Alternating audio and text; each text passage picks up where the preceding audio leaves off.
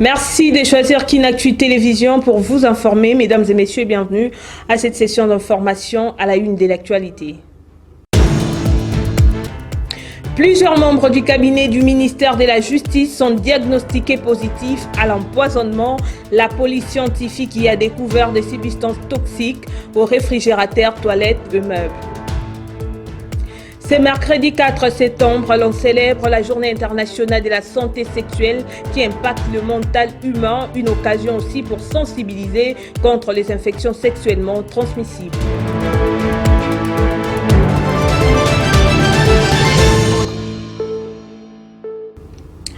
Une fois de plus, bienvenue à tous.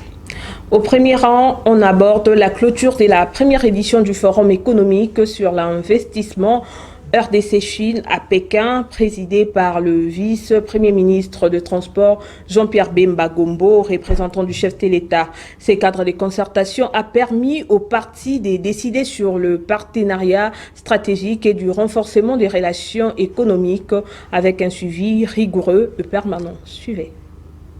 C'est avec un réel sentiment de satisfaction, en prenant la parole, que nous clôturons cette première édition du Forum RDC-Chine sur les opportunités d'investissement de Beijing en 2024. Je voudrais ici, au nom du Président de la République, féliciter les organisateurs de cette initiative, l'intensité de la participation, et nous avons vu le nombre tant des délégations chinoises qui étaient ici que de la RDC, la richesse des contributions tout au long de ces 2 journées. Ceci augure d'un processus dynamique et constructif pour le renforcement des relations économiques entre la RDC et la Chine. Le Président de la République recommande qu'il soit fait un suivi rigoureux et pertinent pour parvenir à la matérialisation de nos ambitions dans les secteurs que vous avez passés en revue tout au long de vos réflexions. Sur ce, je déclare au nom du Président de la République démocratique du Congo, close la première édition du Forum RDC-Chine sur les opportunités d'investissement de Beijing 2024. Toujours dans ces chapitres, le gouverneur de la ville de Kinshasa, Daniel Bumba Lubaki, a également pris part à ces forums, occasion pour lui de présenter les potentiels et opportunités d'investissement ou d'affaires que présente la ville de Kinshasa. Il a dans son mot martelé sur les secteurs stratégiques de la ville, tels que les infrastructures, l'agriculture, les numériques, les énergies durables, le commerce et l'industrie. Regardez. Kinshasa a plusieurs mots, mais que nous estimons être des opportunités d'affaires pour nos investisseurs ici présents. Alors, comme on disait tantôt, le paradigme devait changer. À côté de nos mines, il y a aussi plusieurs secteurs qui sont porteurs de croissance et qui nous poussent justement à apporter cette voie et que Kinshasa aussi en bénéficie. Donc ici, il est signalé que Kinshasa, c'est une ville à 20 millions d'habitants, ce qui constitue notre force productrice, notre force motrice pour notre croissance. Alors, nous avons justement de besoins, comme on a dit tantôt, en termes de voirie, que cela se traduit en opportunité. J'ai vraiment besoin de votre attention, chers investisseurs, parce que Kinshasa, nous voulons que cela soit le coin prisé où l'Afrique et le monde voudra bien visiter. Alors, nos défis, qui sont les opportunités pour vous? Nous vous signalons que Kinshasa a 4000 km de voirie, mais qui est revêtue qu'en 1006 km. Et aujourd'hui, il n'y a que 30% qui sont peut-être en état de praticabilité. Donc si nous prenons les 700 km à faire et le restant à faire, nous sommes autour de 3000 km. Alors, avec une nouvelle tracée par rapport à une nouvelle ville, on peut le porter à 5000 km. Nous, personnellement, notre programme, nous sommes inscrits à faire 2000 km. Mais nous estimons qu'avec le partenariat public et privé, dans un linéaire de 2 500 000, parce que nous devons faire des chaussées rigides pour avoir de routes qui seront pérennes et que nos routes ne soient pas périssables à court terme. Et ce mercredi 4 septembre, dans le cadre du partenariat entre la République démocratique du Congo et la Chine, le gouvernement congolais, via son ministre des Ressources hydrauliques et électricité, Teddy Luamba, a signé un protocole d'accord avec le groupe chinois CEMOC dans les secteurs de ressources naturelles. Plus de détails avec la presse présidentielle. Après le clap de fin du forum Chine-RDC sur les investissements, les retombées sont déjà positives.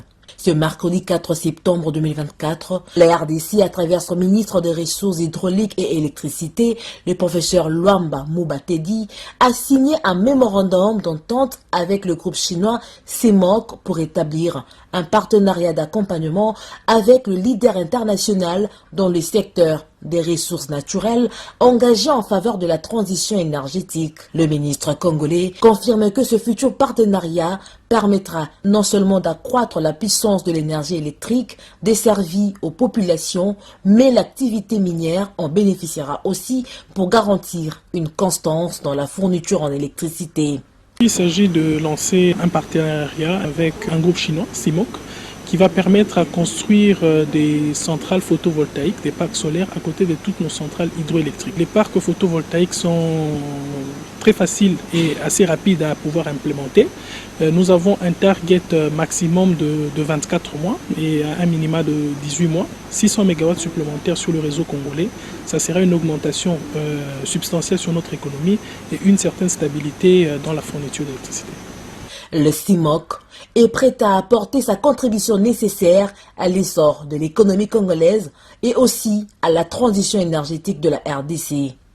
Aujourd'hui, c'est un grand honneur pour moi de pouvoir représenter le groupe CFC, qui est actionnaire majoritaire du groupe CEMOC, pour pouvoir signer ces protocoles d'accord. Grâce aux capacités financières de CFC, on va introduire les technologies les plus avancées de CATL, CRDL, qui est le plus avancé du monde, pour bien développer notre projet. Ceci est une matérialisation de la volonté du président de la République, Félix-Antoine Tshisekedi Tshilombo, pour développer et diversifier l'industrialisation du pays. Revenons au pays, début des négociations entre le banc syndical de l'ESU et le gouvernement pour préparer une rencontre académique 2024-2025 apaisée tout en améliorant les conditions de vie et de travail des agents et cadres de ces secteurs. Je voudrais vous rassurer de l'engagement ferme de votre gouvernement, de Madame la Première ministre et surtout de son Excellence Monsieur le Président de la République, chef de l'État, à améliorer les conditions de vie, de travail des enseignants à tous les niveaux, primaire, secondaire, universitaire. Il est également engagé à promouvoir la recherche scientifique dans notre pays, puisqu'il comprend que sans cette recherche, on ne peut pas innover et un pays qui n'innove pas est voué à disparaître. Il a été dit ici que l'un des objectifs principaux de ces assises, c'est d'atterrir sur un accord équilibré pour tous les acteurs impliqués. Ça veut dire côté gouvernement évidemment et côté banc syndical, ESU et recherche scientifique. Et c'est dans la recherche de cet équilibre que se trouve le secret de la réussite. Parce que lorsqu'on atterrit sur un compromis équilibré, toutes les parties y trouvent leur compte et ça permet d'évoluer. Il a été également mentionné que le pays fait face aux enjeux cruciaux et aux défis de tous ordres. Nous les connaissons tous très bien, ce n'est pas la première fois qu'on en parle. Mais au-delà de ces défis, il y a des défis liés au contexte socio-économique, politique de notre pays. Et en bref, c'est mercredi, un communiqué du ministère de la Justice a révélé le constat après enquête de la police scientifique dans le bureau du ministre de la Justice Constant Moutamba et même dans l'antichambre de substances toxiques et plusieurs membres de son cabinet sont diagnostiqués positifs à l'empoisonnement. Ces substances toxiques ont été découvertes au réfrigérateur, toilettes et meubles. Rendons-nous en province, la ministre d'État en charge de l'Éducation nationale, Raissa Malou, séjourne dans l'espace Grand Kasaï. Elle foulera ses pieds à Chikapaka, Nangambujuma et Sonkourou pour une série d'activités dans son secteur, en commençant par la province du Kasaï. La patronne de ce secteur est accompagnée d'une délégation des députés nationaux de ces 4 provinces en mission de service dans cette partie de la République. Suivez. Marcel Chipepele, député national élu de la ville de Kananga dans la province du Kasaï central, est arrivé ce mardi 3 septembre 2024 au Kasaï central, et plus précisément en chef-lieu de cette province. Il est à la tête d'une délégation de députés nationaux de 3 provinces qui font le Grand Kasaï. Objectif, accompagner la ministre d'État, ministre de l'Éducation nationale, Raissa Malou, pour une série d'activités que la patronne de l'Éducation nationale va mener dans l'espace Grand Kasaï. Une fois arrivés, ces députés nationaux ont été reçus par le gouverneur de province, Joseph Moïse Kamboulou, pour lui expliquer l'objectif de leur mission. Dans le cadre de collaboration entre le gouvernement central et l'Assemblée nationale, nous sommes une délégation de députés nationaux. Comme vous le constatez, là on est au nombre de 4. Il y a l'élu de Bajouélé, nous avons l'élu du Kasaï Chikapa, nous avons l'élu du Nord Kivu et moi-même pour le Kasaï central.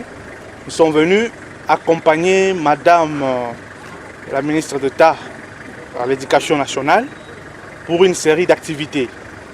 Une série d'activités dans son secteur, en commençant par la province du Kasaï Chikapa, la province du Kasaï oriental.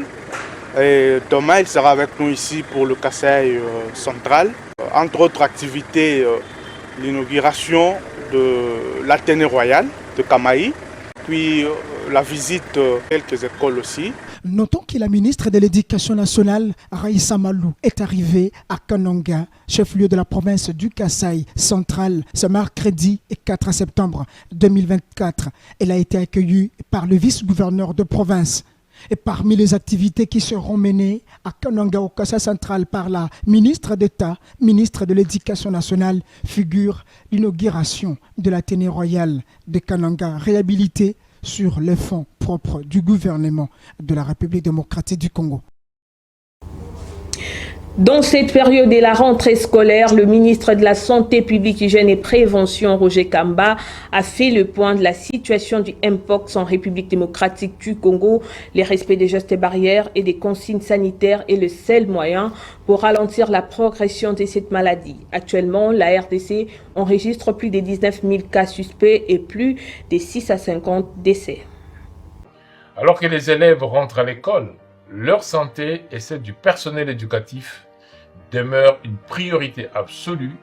La Mpox est une réalité. Pour faire face à cette maladie, nous avons besoin de vous. Alors que la maladie est dans toutes nos provinces, tout notre engagement, toute notre énergie et toute notre force doivent se concentrer sur un seul objectif: ralentir la progression de la maladie. Les enfants de 0 à 14 ans sont les plus touchés par cette maladie. Le respect des gestes barrières et des consignes sanitaires est le seul moyen de protéger les personnes vulnérables. Assurez-vous que chaque enfant maintienne une bonne hygiène des mains et évite tout contact avec les effets personnels d'une personne atteinte de la Mpox, que ce soit à la maison ou à l'école. Nettoyez et désinfectez fréquemment les surfaces et les objets touchés par vos enfants ou vos visiteurs. Interdisez tout contact ou manipulation d'animaux malades ou morts. Respectez et rappelez aux enfants les gestes barrières et les recommandations diffusées. En cas d'apparition des symptômes, appelez gratuitement le 151 ou ou rendez-vous dans le centre de traitement le plus proche pour une prise en charge appropriée. 26 provinces, plus de 19 000 cas suspects, plus de 650 décès, et cela sont les chiffres actuels. Autre chose, le voix s'élève de partout concernant l'appel à la cohésion nationale. Mike Issem, secrétaire national en charge des sports et loisirs au sein de la formation politique SID, sensibilise tous les opposants congolais de mettre leurs divergences de côté afin de privilégier l'intérêt supérieur de la nation. Il appelle également au dialogue entre les citoyens congolais dans le but de défendre le pays contre toutes les attaques étrangères. Le président Martin Fayulu a regagné Kinshasa depuis le week-end passé, où vous avez vu une foule immense qu'il a accompagné de l'aéroport d'Ndjili jusqu'au terrain Mambenga, où il a tenu un meeting de cohésion nationale, où il appelle tous les Congolais autour d'une table, bien sûr sous la houlette de nos pères spirituels. Vous avez déjà vu les CC s'est dit favorable à cette discussion, parce que le pays est en danger. Aujourd'hui, nos territoires sont occupés par le Rwanda à travers le supplétif du M23. Donc, on ne peut pas continuer à se quereller, à se distraire à Kinshasa au moment où l'ennemi profite de notre division en interne. Donc, on doit se rencontrer d'une table, discuter, afin de former, de créer un fonds commun pour contrer les plans de la bancarisation qui devient de plus en plus réel. Toujours dans ces discussions-là, nous allons discuter comment faire des réformes afin d'avoir des institutions légitimes. Parce que les institutions légitimes, nous ne pouvons l'avoir qu'à travers des élections crédibles, impartiales et transparentes.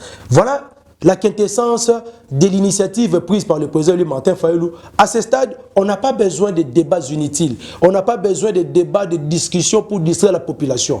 Aujourd'hui, ce qui est important et primordial pour le peuple congolais, pour la nation congolaise, c'est de mettre nos égos de côté, de privilégier l'intérêt supérieur de la nation. Que tu sois de l'UDPS, de l'Union Sacrée, de l'AFDC, du FCC, je ne sais pas, de la société civile, nous sommes des Congolais. Venons, on va discuter ensemble.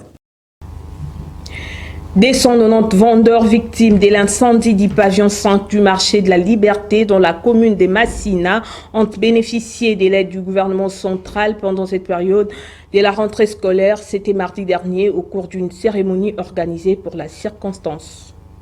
Cette intervention du gouvernement de la République démocratique du Congo a pour objectif de leur permettre de subvenir aux besoins de leur ménage. Et pendant cette période de la rentrée scolaire, une commission avait été mise sur pied pour élaborer la liste définitive de tous les sinistrés ayant effectivement perdu leurs biens à la suite de l'incendie. Liste définitive exigée par la chef du gouvernement, Judith Suminoa, en vue de s'assurer qu'il s'agit de vrais sinistrés devant bénéficier de l'aide gouvernementale.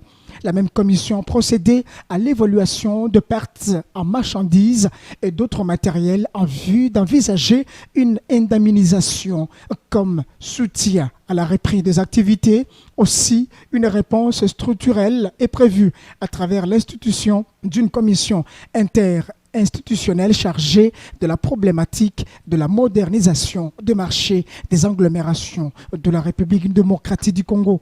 La première ministre avait également encouragé les vendeurs à structurer leur commerce afin de bénéficier des avantages liés au système financier et commercial formel. Ainsi, ils pourront finalement accéder au crédit bancaire pour plus de rentabilité.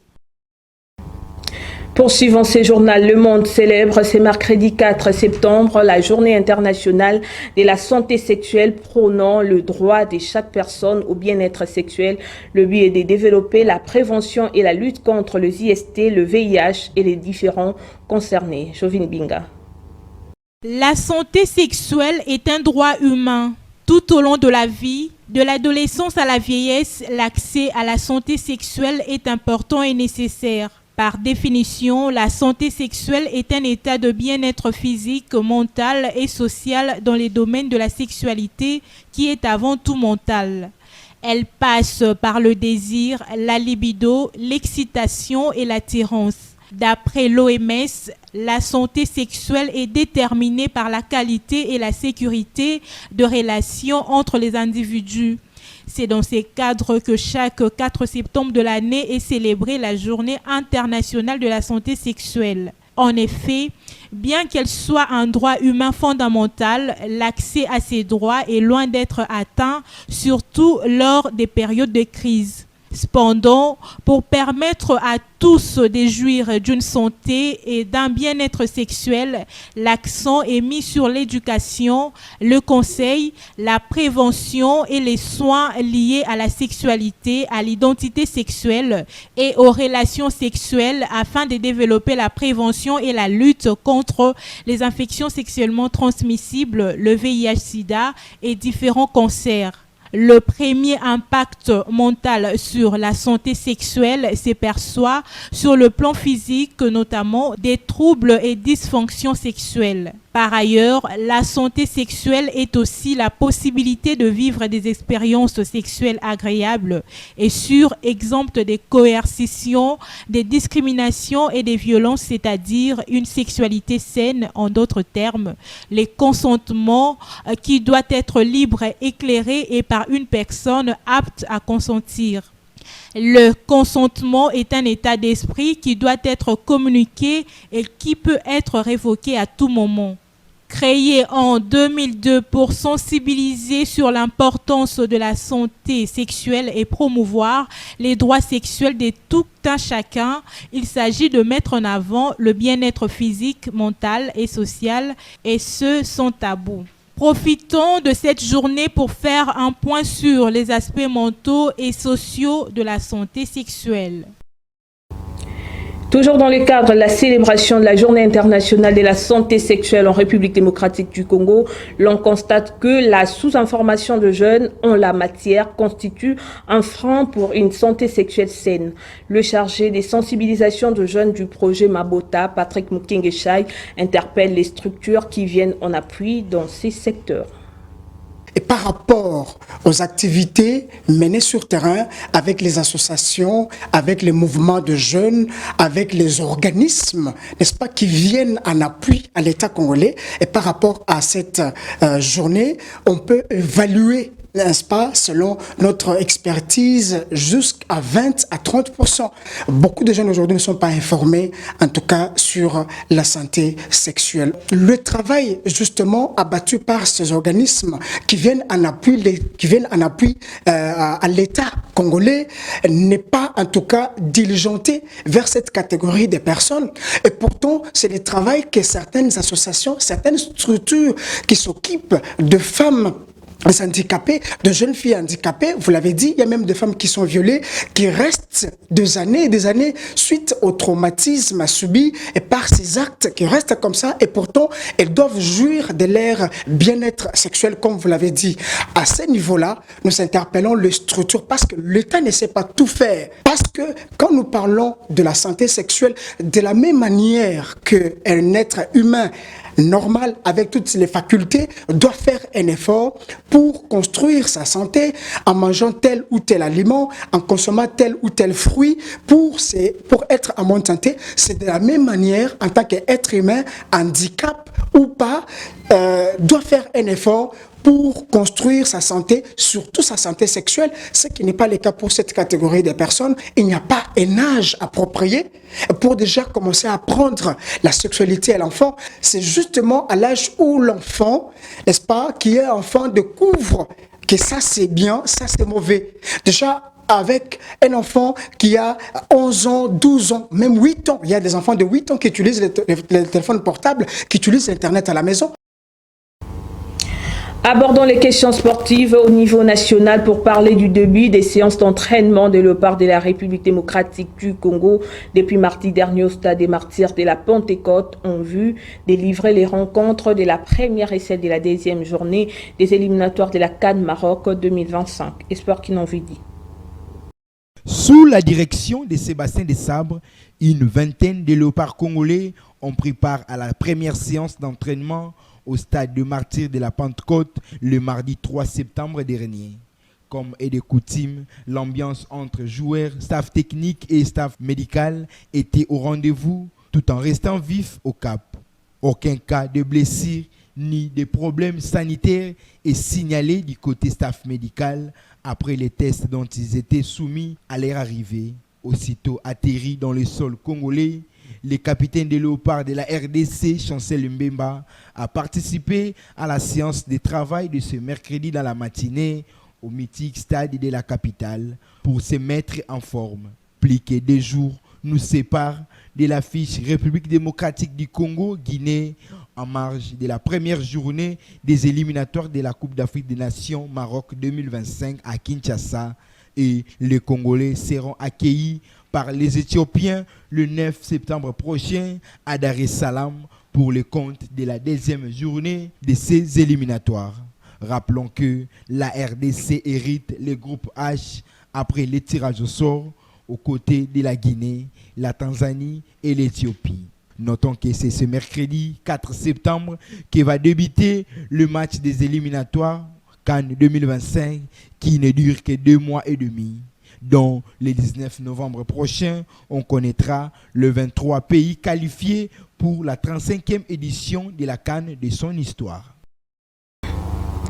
Et dans une interview accordée à la presse sportive, le sélectionneur manager de l'équipe nationale congolaise tient à la victoire dès l'entame de cette campagne de la 35e édition de la CAN. Suivez.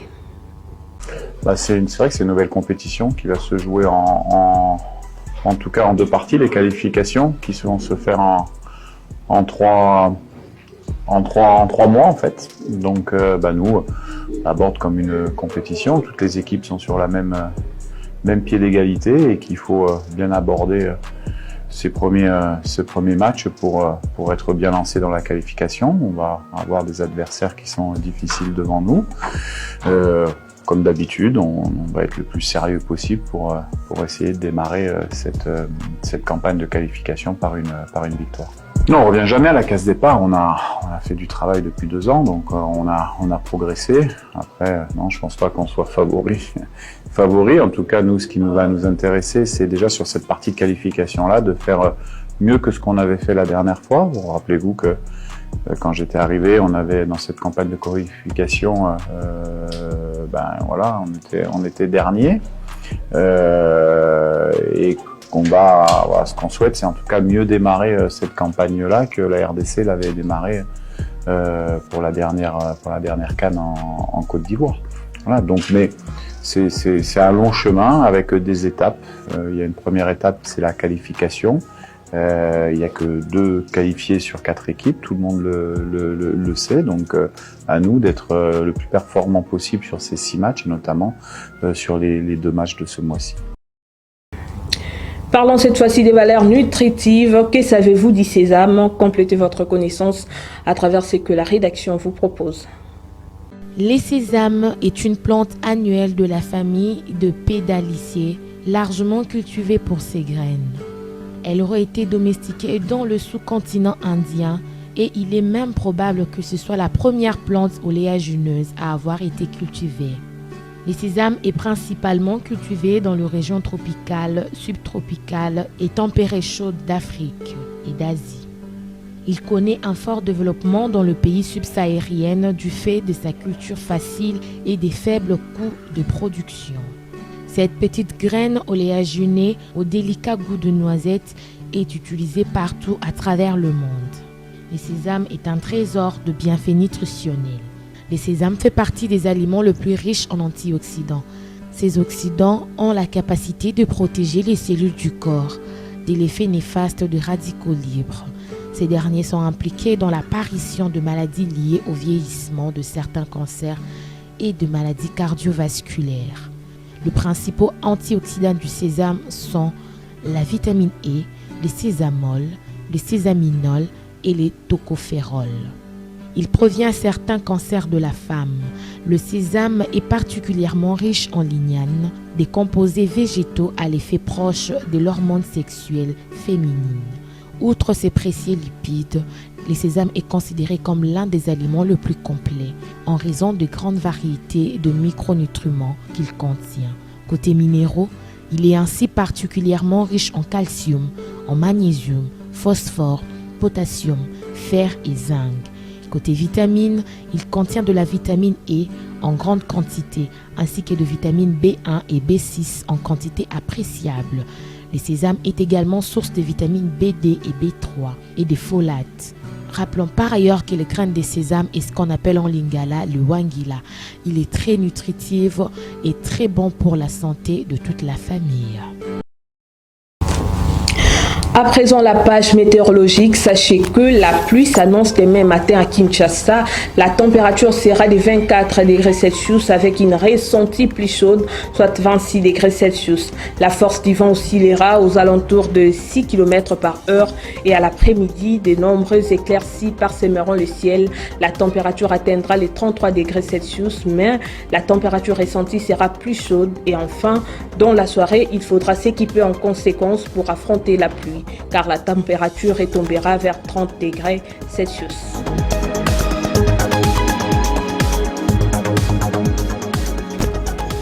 Ce journal touche à sa fin, mais avant de nous quitter, place au rappel des titres.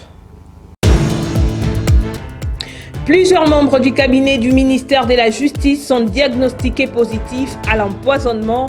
La police scientifique y a découvert des substances toxiques aux réfrigérateurs, toilettes et meubles.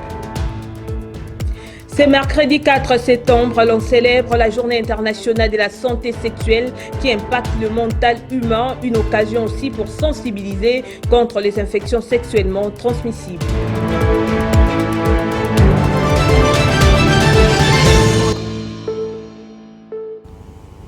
Merci de votre attention soutenue. Restez branchés sur Kinactu Télévision. Je vous retrouve prochainement. Au revoir.